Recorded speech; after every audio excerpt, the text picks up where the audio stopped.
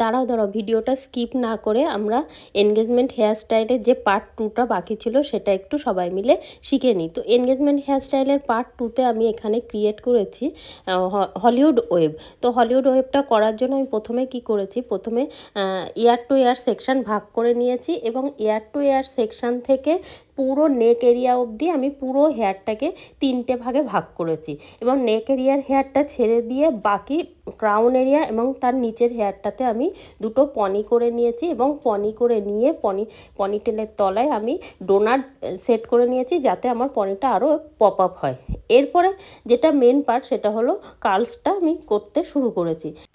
কার্লস করার জন্য আমি খুব ছোট ছোট সেকশন নিয়েছি এবং সেখানে হেয়ার স্প্রে করেছি এবং একটু ড্রাই হলে সেকশনটাকে আমি কার্লারের গায়ে একবার করে রাউন্ড করেছি এবং আবার একবার করে টুইস্ট করেছি, আবার রাউন্ড করেছি, আবার টুইস্ট করেছি।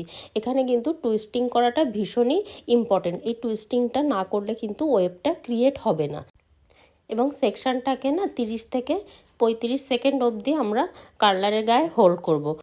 আর এখানে না কার্লারের কোনো ডিরেকশান চেঞ্জ করা লাগবে না, যে কোনো একটা ডিরেকশানেই কার্ল করলে হয়ে যাবে।